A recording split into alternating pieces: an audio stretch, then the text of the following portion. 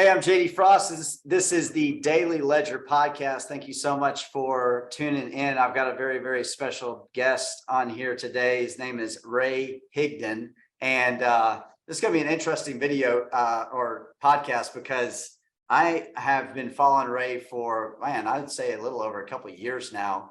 And really, really entertaining, very entertaining stuff on Instagram and TikTok and everything. And don't really know much about you, Ray, myself, from what I can remember. I know we've kind of seen each other in passing before on airplanes and going to different conferences and stuff. And, just wanted to learn a little bit more about you and thought, what better way than on the podcast? So thank you so much for being on here, Ray. Appreciate it. Cool, man. Thanks for having me.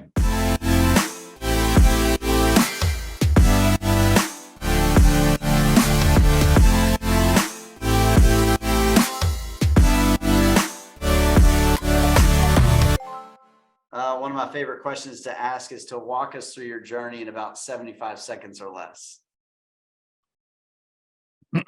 Okay. So grew up in a very abusive home where I learned to not trust anybody, which created a coping mechanism of being a workaholic. Climbed my way up in real estate, made a lot of money there. Then the market crashed, went into foreclosure, lost everything, $1 million in debt. Climbed up the ladder, built an Inc. 5000 company, and now I help performance-based teams identify and overcome their roadblocks. So I work with a lot of sales teams, do a lot of keynote speeches, and in the last 2 months, I also gave my life to Christ, and so that's a new area of my life there. And I think I'm under 75 seconds. Dude, that was awesome. I think you're the first person that's ever done that in 75 seconds or less, actually. I'm a time guy, man. I remember I was at an event in Louisville and they hired me for 90 minutes for 30 grand. And, which, hey, not too bad. And they told me, they're like, hey man, we're really behind on schedule. And, we may not be able to get you for 90 minutes. I'm like, you put on that clock, whatever you want me to hit. And so I went up there, it said 17 minutes. So I'm like, all right. And I hit 17 minutes. Wow, good for you. Yeah. I'm a time guy. I had to do a speech in Puerto Rico for this thing, and it was only 10 minutes. So, and that was really, really hard to get in there. So 17 minutes, that's impressive. Those are tough. Yeah. Well, especially when you plan for 90, Right. Yeah. So tell me, that was amazing. And I know one of the things that really kind of struck me, and even asking you to come on the podcast, was you had made a post and you said it's your first Christmas to celebrate as a Christian. And since I've been following you and watching your stuff and everything, like I'd never heard you talk about that before. And since I'm a believer, you just don't hear a lot of people talking about it. You see a lot of people quoting verses and stuff like that, but maybe just not talking about it a lot. So I thought that was really interesting. That's what grabbed my attention a bunch. So I'm curious if you don't mind sharing a little bit about that story. Yeah. So it's weird. But I would say about 3 years ago, I realized that I had accomplished a lot of the things that I wanted to accomplish, Inc. 5000, best-selling author, generated, tens of millions of dollars online, spoken on some of the best stages, which I love, to do, but there was still something missing, happy family. I got 4 kids. I got an amazing wife. We've been married now 11 years, but there was still something missing. And so about 3 years ago, I started kind of digging into, I started looking at my life and all the different areas of my life and seeing what's incongruent with who I want to be. And so one of those areas was I would very regularly get social anxiety. And so, I would speak at this event, get a standing ovation, and then want to rush back to my hotel room and just hide for some very weird reason. I remember I was going on to speak at Russell Brunson's Funnel Hacking Live, and I'm in the lobby talking to people, and I have to rush back to my room because I'm literally hyperventilating, and I don't know why, like what is happening. And so I started this big internal journey. And I think COVID, played a role in that too. Because it was right around this time that I really, started going inner and just trying to find out what's up. Why am I that way? And so I dug up a lot of things that I had blocked in my memory from, betrayal and abuse and trauma and different things. And so I grew. I got, some areas of my life changed. I started meditating. I started for 2 years. I did 1 to 2 hours a day of meditation, and that almost eradicated my, anger and triggers and different things and my racing mind, and, definitely got Zen, but there was still something missing. Mm. So my wife, she did a keynote speech in Nashville, and she came back and she said, "Hey, I met this guy. I think you guys would hit it off." I'm like, "Okay." And so I get on a Zoom with him, and in the first 2 minutes, he's like, "I see a big vision for you and God." And I'm like, all right, I'd always believed there was a God, and I believed there was a Jesus, but I kind of saw it as he was just a really evolved person. He was a really, enlightened dude, right? Mm-hmm. And I just, I never didn't grow up in the church. I think there was like a 6-month period of my life where I went to a church, and when I was like 19 and getting off drugs. But that was, the only time. I just didn't grow up around it. And so this guy's telling me this stuff, and although it's very different from what anyone's ever told me, it felt right. I can't explain it. And so I kind of don't know what to do with that. And then the next day, I'm at a networking event, and this guy that I'd seen at different networking events comes up to me, and I didn't remember his name, didn't know what he did, but he came up to me and he goes, "I see a vision for you and God." I'm like, "What is going on?" And turns out he's a pastor. Wow. He's now my friend, Pastor Anthony, which I'd met before, but I honestly, I didn't know what he did, didn't remember his name. And so I'm like, "What is going on, man? That is too weird." And like, we start praying and I start crying, and I don't know why, but just like, it felt like something was true with what these guys were saying. Like, I don't know, I can't really explain it. And then making a long story short here, I start pursuing, right? I start pursuing and asking. I'm like, "Hey, guide me, like, give me some wisdom, give me some direction, give me some clarity, because I don't know what to do over here." And I have a conversation with someone that makes me realize that I didn't trust God. And one thing I've come to learn is that unless you've done some work, how you view your biological father is actually how you view God. Yep. And my biological father didn't have my back. He didn't protect me. He didn't make me safe. He didn't stick up for me. And so I saw him as mean, uncaring. I saw me as unimportant, not a priority. And that's how I saw my relationship with God. And so it was a Tuesday about 8 weeks ago that I got on my hands and knees and said, "Listen, God, I turn my life over to you. I trust you. I'm going to show up, and I'm going to be obedient." And since that day, I've gone live every day, and talked verses, talked scripture, talked about my journey. And I've had some wild experiences along the way, some way too wild coincidences that happened. And so, I'm at a point where I'm continuing to grow in faith. I'm very hungry. I study multiple hours a day, every day, and just really happy with my journey and seeing where that takes me. That's awesome. That's amazing. What has it been like when you're talking on those lives and everything, and being more open about your faith and the newness of it? How has that been? What kind of reaction have you got? Yeah, it's a good question. It's been interesting. I've gotten a lot more negativity, interestingly enough, from existing Christians than like non-believers. Wow. And just people telling me I'm doing it wrong, or I'm saying things wrong, or whatever. And I had to learn,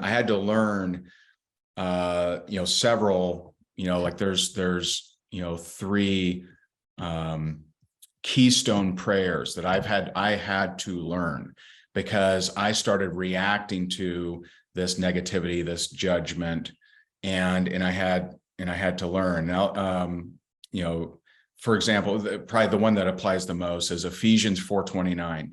Do not let any unwholesome talk come out of your mouths, but only what is helpful for building others up according to their needs, that it may benefit those who listen. And so I had to learn that, Ephesians 4:29.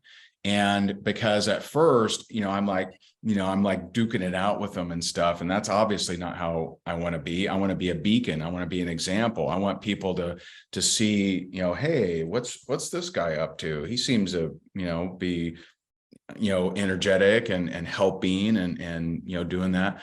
And so I want to be a good example. And a good example is not a shamer, is not a, judgment filled, kind of person. Some of my audience didn't like it. Way more than I thought did like it. And it's interesting. I didn't, plan it this way, but, it's gotten me several.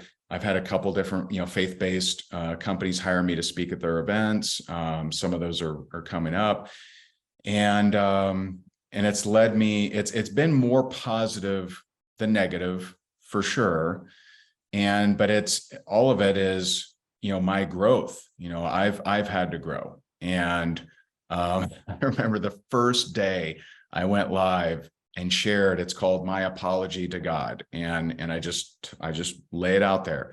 And I get a call immediately after that from someone I really respect. And he says, he goes, hey man, so do you think you're going to heaven? And I'm like, I don't know at this point. I'm trying to be obedient, and I'm new here. And he goes, well, that's not what the Bible says, and you're going to burn in a lake of fire. And I'm like, and I was just like, what? And I was just like, but I needed that. I feel like I was very quickly battle tested, of some of the judgment and some of the, I had one, just for me talking about Jesus.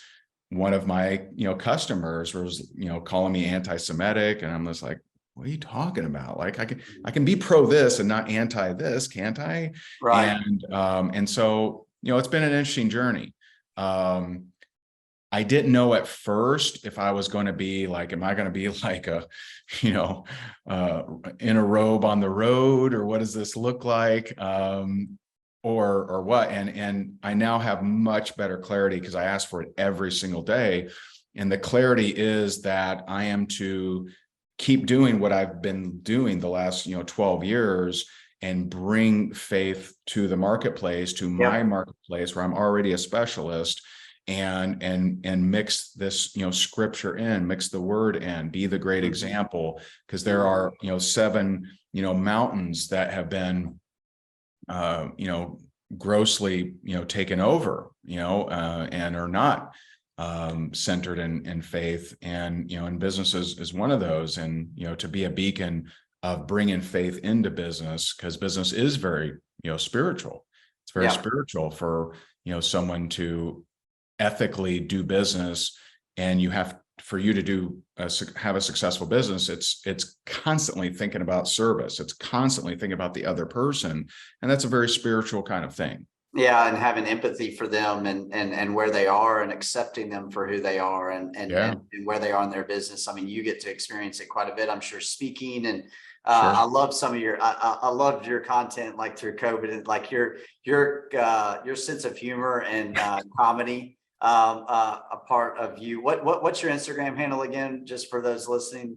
It's at Ray Higdon. And it's funny, we met on the way to a Grant Cardone event. And I remember years ago, I hired Grant and worked with him one-on-one.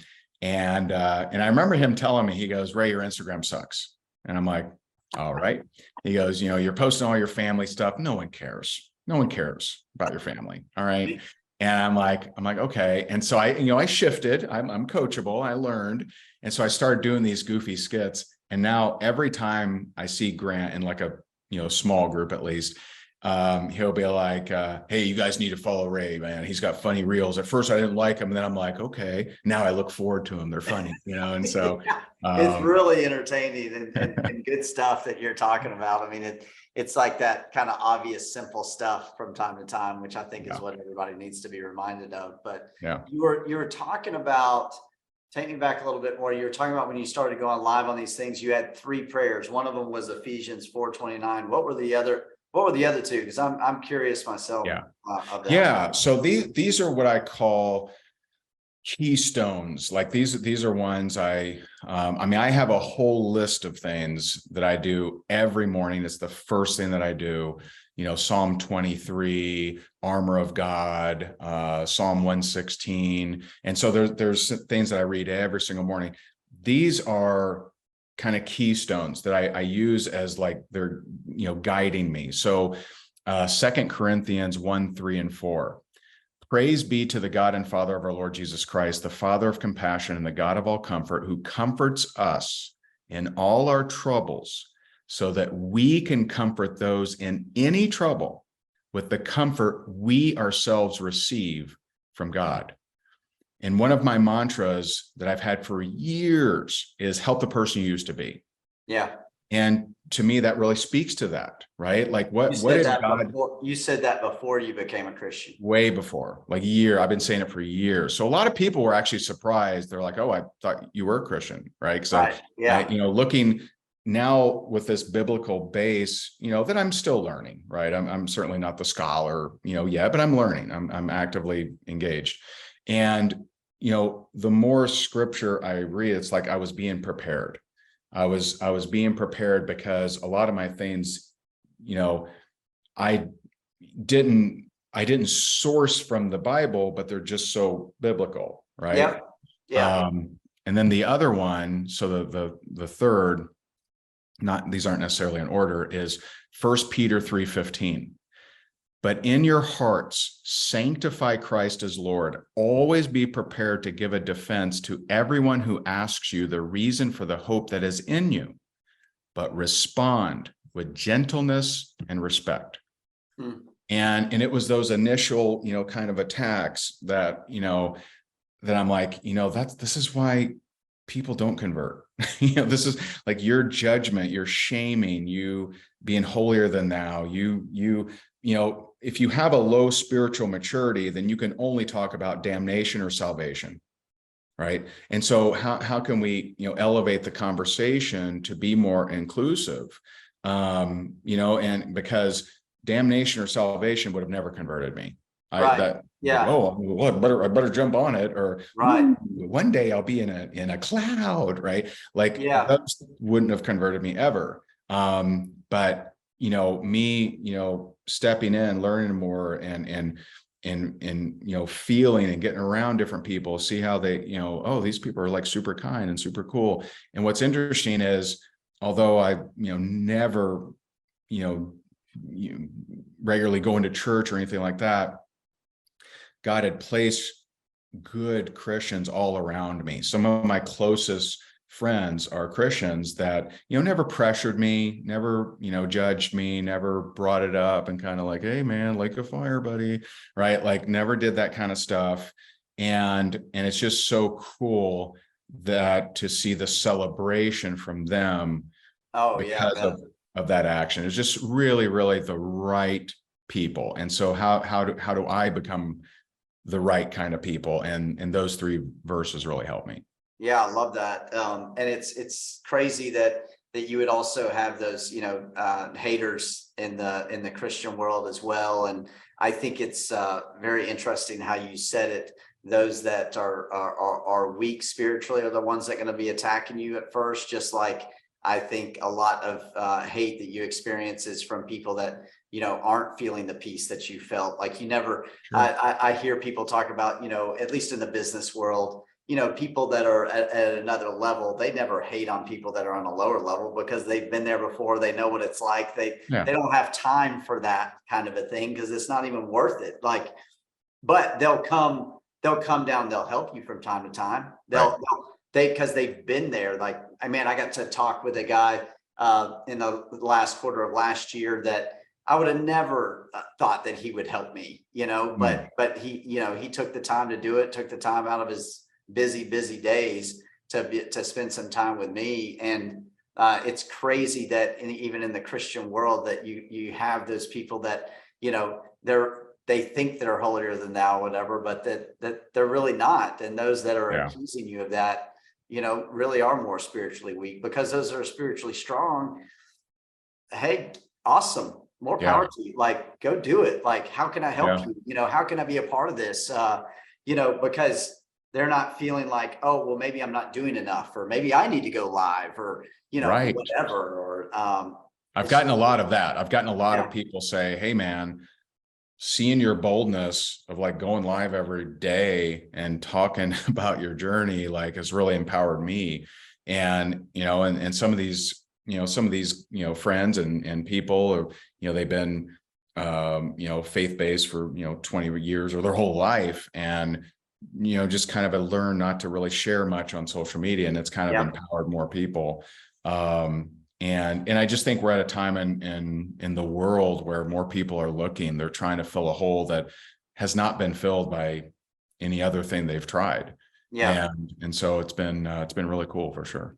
Yeah, no, that's awesome. I mean, what would you say it was like, what created that moment in you where you were finally ready to fill that hole with Christ, or what was it was it a certain feeling? I know you just, that was just like 8 weeks ago, and you just said finally it was it. Yeah. Um, can you give me any more any more Yeah. feeling there? So Like, if you're one of those people that's out there listening right now, like, yeah. man, I've got that hole that he's just describing. Like, Yeah. what do I need to do next? Or who do I need to talk to? Or what did that Yeah. really feel like? For sure. So I'll fill in a blank in the story. One, I mean, just the type of person I am. Like, my wife is hyper logical, right? And so, like, she is hyper logical. You're like, if it makes sense, right? And sometimes, that's tough, because you are having faith, right? Faith, and you don't have faith in something you see, right? Yeah, That's it's not true. faith, that's Yeah. sight, right? That's just vision, right? Eyesight. And so I'll tell you, what was interesting is I had a couple friends come over, and they, we spent the day together, and they were, they're just filled with the Spirit, and telling me all these different things, and we go ahead and they baptize me and my wife in the Holy Spirit. And I didn't have some big, crazy experience or something, but there's a couple things that happened. So, the baptism, and they also anointed my house, which I didn't really know what that meant necessarily. But that night, two things that happened that were interesting is, my son, who's 3, he, for as literally as long as we can remember, would like cough all night. He wouldn't cough during the day. He would just cough like at night, bad. And we tried essential oils, we tried medicine, we tried diffusers, run in the shower, we tried all kinds of stuff. Nothing would help it. And so he just cough all night. And so that day I go to put him down, to bed. And this is where, it gets a little, strange, but I put him down to bed, and he calls me back in, and again, he's 3, and he says, Daddy, no sun. And I'm like, well, yeah, it's night, time for bed, and he's looking around. And I kind of, after a little bit, I kind of put 2 and 2 together. I'm like, buddy, do you normally see something in this room? And he's like, yeah. And I'm like, and you don't see it now? He goes, no. I'm like, okay, all right, well, good night. And for 2 weeks, he didn't cough. And I just, that was so like, okay, was that an unclean spirit? Like, I've since, kind of dug into spiritual warfare and got to learn some things, right? Mm-hmm. And then the next day, I didn't have some big experience like, during the day, but the next day I wake up and I just feel different. I'm like walking around and I'm just like, something's different. And so like, I'd heard that term, born again, and it was like something was different in me. And from meditating, 2 hours a day for 2 years, from, just very in tune, with my body. And I know something was different. And so, I'm like, you know what, this just feels right. It just feels true. It feels like this is what I'm supposed to do. Mm. And so, started praying, all of a sudden, from time to time, I would get an image, or I would get a word, or I would get, something. And, a lot of times before I went live, I would get a word, or I would get a concept. And a lot of times I didn't want to talk about that thing. But I was just, took it as an instruction, and I was obedient, and, did it anyway. And so there's just no question, for me that it's the truth. And, I'd been searching in a lot of areas, throughout all my life. And I just know that it's true. And one thing that I've also, realized is it helped me with certain things that I honestly didn't think I could ever be helped in. Mm. And so there's a concept out there called sacred wounds. And sacred wounds are, what did you need most as a kid but didn't get? Okay. So, for some people it's love, attention, recognition, safety, friendship, food, right? Like it could vary by person. For me, it was a lot of different things, safety, trust, love, recognition. I never felt important. I was basically like a lamp, like, how are we going to deal with the lamp? I would ride in the trunk sometimes. True story. Yeah. Get Wow. sad. And so your sacred wounds are the things that you needed most as a kid but didn't get. And the problem is, because you didn't learn how to accept those things, most people go their entire life unable to accept them.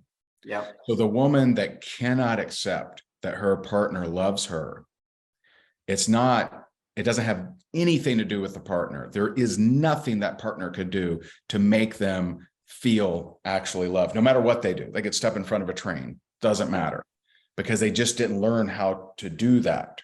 Okay.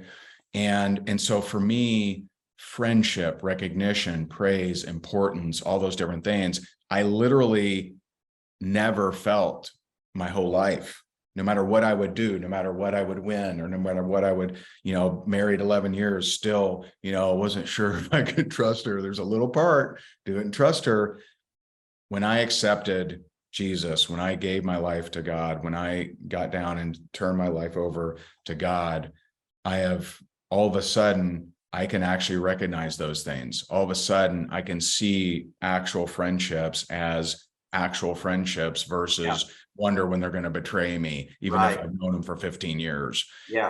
And so there's been so much different levers that have been upticked in my, that would be your soul area, right? Your, will, mind, body, emotions, that kind of stuff. And so I'm telling you, know that there's a big difference between church and God. And a lot of people, and this is coming from, I've had thousands of messages since I've been on this journey. And so many messages from people that were church hurt. So many people that got judged, that got shamed out of the church, that, they, unfortunately were abused, by someone in the church. Yep. That wasn't God. Yep. And it's a very big distinction. You've never been rejected by God. You've never been lied to by God. And if you are willing to step into a new relationship, you will change your life. And it has to do with spending more time, with the word, whatever that looks like, to you, and putting some faith and trust in, in God, even when you don't understand it. It's easy to look back at my child abuse and say, well, thanks God, thanks for putting me through that. But had I not been through that, there are thousands of meaningful stories that would not have been created from people that connected with my story. Yep. And so it's not about understanding. Don't lean on your own understanding, right? It's trusting the process. Hey, I don't know why this I'm going through this right now, God, but I trust in the process. I have faith. I'm going to come out stronger on the other end. And that's how you always do, isn't it? Whatever you overcame or survived, you came out stronger. I was stronger after foreclosure. Yeah, and I believe that, yeah. God, he puts us through those things to make us better people. He knows that what's best for us. He knows what we got to go through in order for us to be able to be used in his will and his plan over time. And that's been something that he's been working on with me for the last 3 years, taking me through some very difficult times in business and relationships and business partnerships and things like that. And I think that the more that I'm in his will, and for me, the way that I'm in his will more is by being in his word, is on a daily basis, helps me to understand that, if you all of a sudden one day become a Christian, it's probably going to be more difficult before it gets easier. Like it's going, just like starting a business, it's going to be more difficult at the very beginning than it is in the next year and the next year and the next year, because you're always leveling up.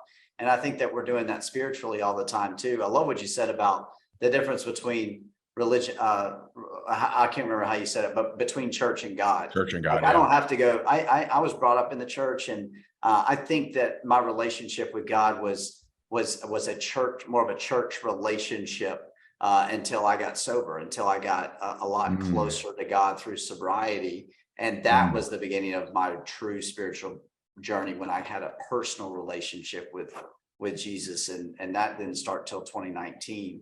Awesome.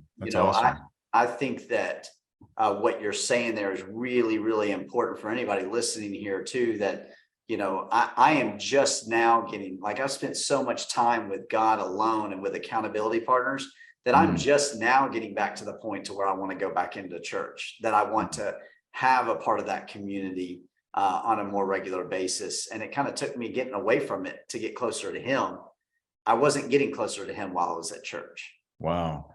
And I'm not saying that church is like a negative thing in the world, but I really believe you want to get in a relationship with God, like get in his word and pray and meditate and pray for, like you were saying, pray for clarity. Like, holy cow, like I started praying for wisdom and patience.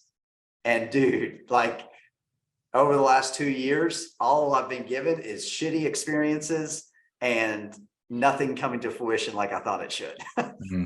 So it's just been this constant wisdom and patience that he's been giving me over and over and over again. And it finally hit me towards the end of last year. I was like, holy cow, like it's actually working. Like he's really teaching me these things. Yeah. And it's definitely not the way I wanted to be taught. Powerful. Like, I just wanted to go to a webinar and get it. You know what I mean? Learn the 7 steps. Yes. Yeah. Give me those steps. Right. Like, but the more and more that I study the word and do devotionals and things like that, it's pretty simple. Like he pretty much lays it out there. Like you were just, when you were quoting Ephesians 4:29, I wrote that down. Like it's pretty straightforward, but the faith part is a big part of it. And I think at least for me, I've always been a doer. I've always been able to accomplish things. I've always been able to kind of lean on my own abilities and everything. And I think he's just kind of taken me through that part where like, I can't rely on myself. I got to rely on him. I got to surrender to his plan in order to get through the things that I've been able to get through, that he's put me through. Yeah. Yeah. It is like hidden in plain sight.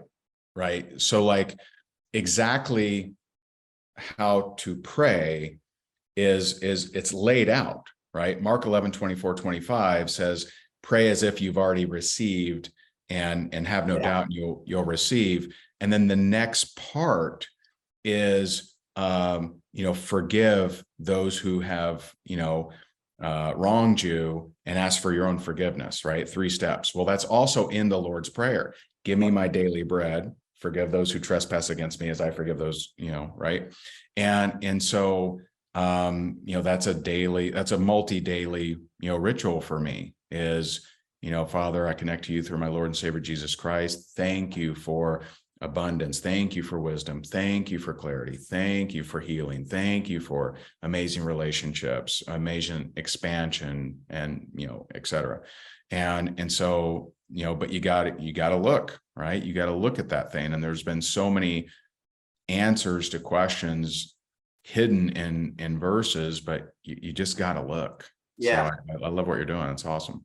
Yeah. The one more question, then we'll wrap it up here. But I appreciate your openness and just sharing that with us, your journey here. But my other question is, obviously you being in the entrepreneur space, I mean, accomplished so much stuff. You're a best-selling author, speaking on stages and things like that. How are you reconciling the difference between, action and commitment to self-development and continuing to improve yourself and everything?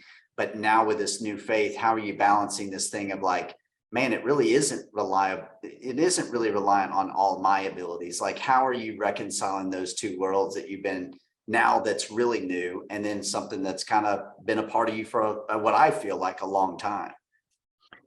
Yeah. So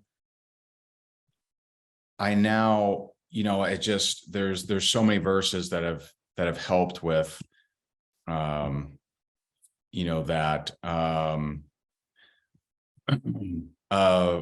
give me 1 second. So like, Proverbs 3, 5, and 6, trust in the Lord with all your heart, lean not on your own understanding, in all your ways submit to him, and he'll make your path straight. And so, that's been very powerful of when I'm encountering situations that are not ideal or I don't understand, instead of me, beat myself up, or instead of me like write it off, or instead of me, whatever, I'm just like, all right, don't understand what's going on here. But I'm sure it's for your benefit, because nothing that I do for the Lord is useless. And so I just kind of turn it over to him. And it's just been. Do you literally, when you're turning it over to him, do you literally say, I surrender this? Yeah. Like, is that a part of like? I'll say, if I'm encountering an issue, I say, and I prefer to use the word Father than God. Okay. Because I think it's, we can envision like, a lot of people, and I used to be one of them, right? They'd say God, universe, source, hey, they're all the same. And, the problem is, if you think about it, like, how do I have a relationship with universe, right? Am I a star? Like, what am I? Like, you can't envision that. We can't wrap our minds around that. Right. So I actually think, that's a well-devised plan of the enemy, is to make that seem like it's the same thing. But I think about an actual relationship, and I say, you know what, Father, I don't know. I've done all that I know to do in this situation. I turn it over to you. I know that it'll work out according to your will. I'm going to be obedient. If you have something for me to do, I'm open to receive. I receive. And honestly, I've done that so many times now. In 2 months, within an hour, I'll get a phone call. and like someone be like, hey man, I've been thinking about this thing. I'm like, really? Okay. And I mean, it's happened so many times.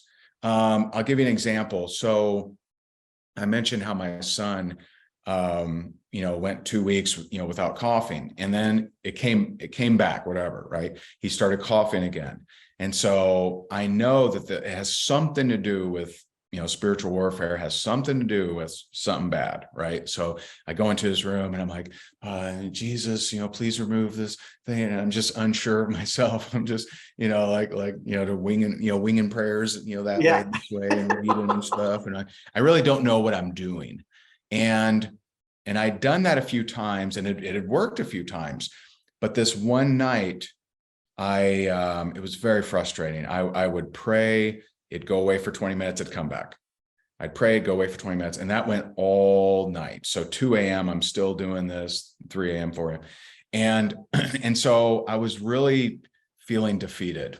And I really felt like, man, I don't know what I'm doing. I can't even help my son, like, duh, duh. And so the next day, pastor comes over and I bring this up to him and I'm like, hey, I've been doing it. He goes, well, and this guy's been doing deliverance for 20 years. So he's basically a mercenary in the military, was a corrections officer. This is a tough dude. And he said, listen, one thing I learned as a corrections officer is they only understand force.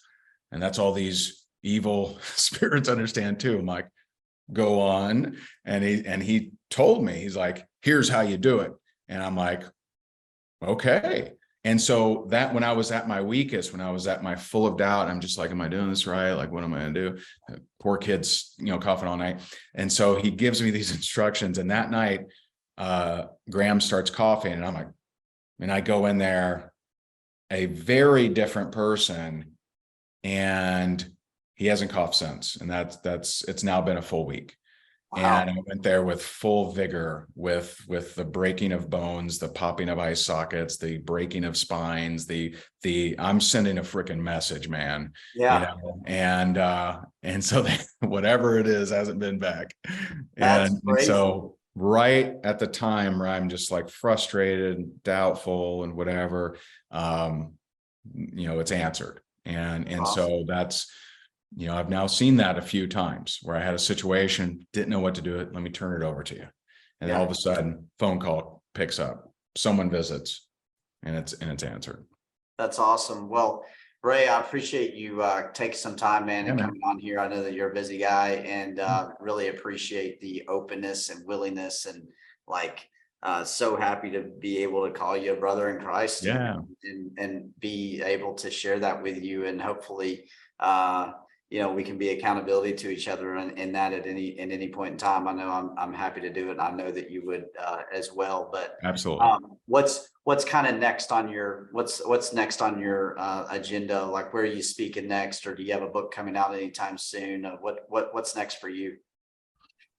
That's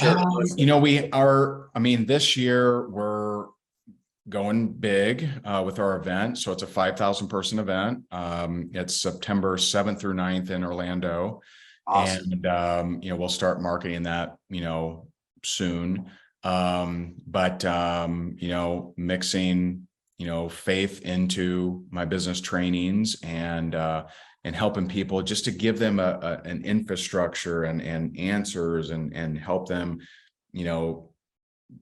be guided not just from me and my past, efforts, but also with, a powerful father on my side. And so, that's our next big thing. I have quite a few keynotes coming up these next few months, which I'm super excited about for sure. That's awesome. And is there a website for your event coming up already, or is it still a little too soon? It'll be it's a play on Rainmakers, but it's called Rank Makers. So it's rankmakerslive.com. Okay. I don't know if they've updated it just yet, because our event, was a couple months ago. But rankmakerslive.com. And we're excited about it. It's a 3-day event in Orlando, and it's going to be super cool. That's awesome. Well, if we have the opportunity to collaborate on that, man, I would love to. We're trying to go to a lot more events this year, and cool. I had forgotten that you had that event. So if you're looking for somebody to help sponsor or something like that, cool. Please hit us up for that, because we've got we're trying to hit 12 events this year, one in each month. So nice. That might be something that we could collab on as well. Totally. But thanks a lot, Ray, man. I love your story. I'm sure there's so much more to unpack and be a part of that too. So maybe we'll be able to do that again on the podcast at another time. But sounds good. So much. I appreciate it. All right, man. Appreciate it.